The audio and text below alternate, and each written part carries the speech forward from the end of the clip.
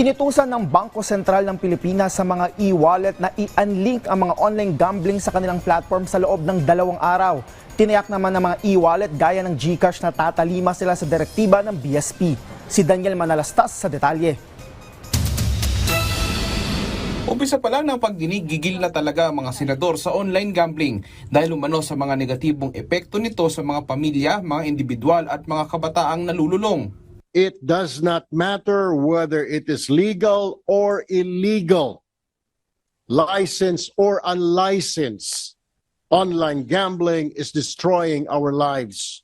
Itigil na po natin ito. Tayo po kaya, Mr. Chair, kikilos pa rin tayo o hintayin na lang natin na lalong malulong ang ating mga kababayan, ang mga pamilya mawawasak? Hindi pwedeng gamitin ang dahilan na dahil kumikita tayo sa online gambling sa pamagitan ng buwis. Dapat timbangin din natin, isipin din natin yung social cost. Ang ilang kaanak ng ilang biktima dahil umano sa pagkakalulong sa online gambling, dumulog na rin sa mga senador. Nahibala na lang namo sa pagikog na niya nga ingana day ang iyang gihimo.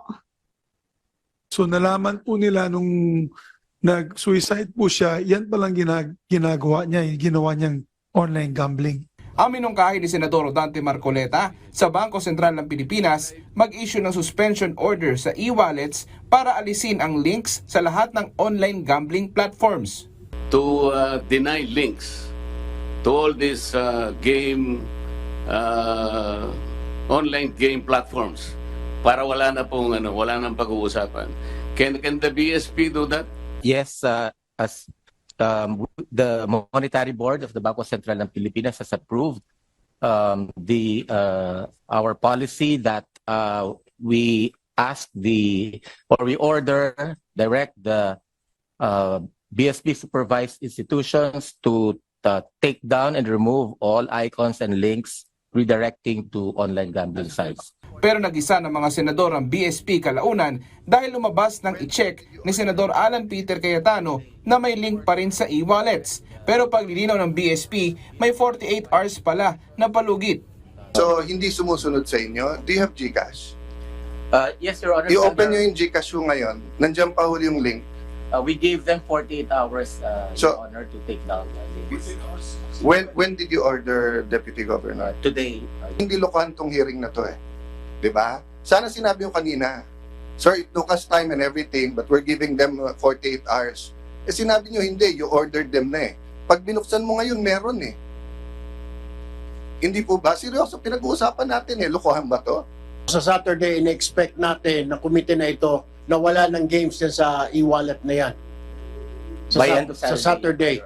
Apo. Anong oras po sa Saturday? Umaga, tanghali, gabi?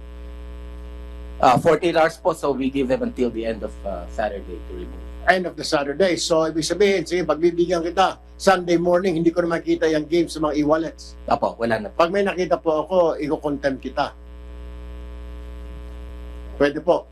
We have a problem. We have a crisis. Hindi po ito basta-basta.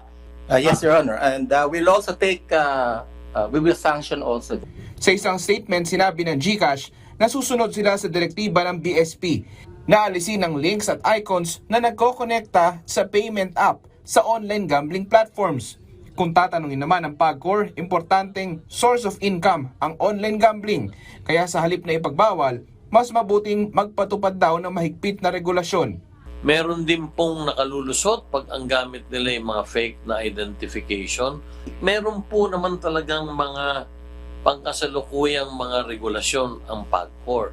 Pero sa bilis po talaga ng trajectory or naging exponential po yung growth, magtatapat po kami na talagang naghahabol din kami. Kaya po ito'y isang magandang pagkakataon para ang PAGCOR po ay makita at maanalisa kung ano pa po ang mga pwedeng gawin. Inaasahang may mga pagdinig pa sa mga susunod na araw. Daniel Manalastas para sa Pambansang TV sa Bagong Pilipinas.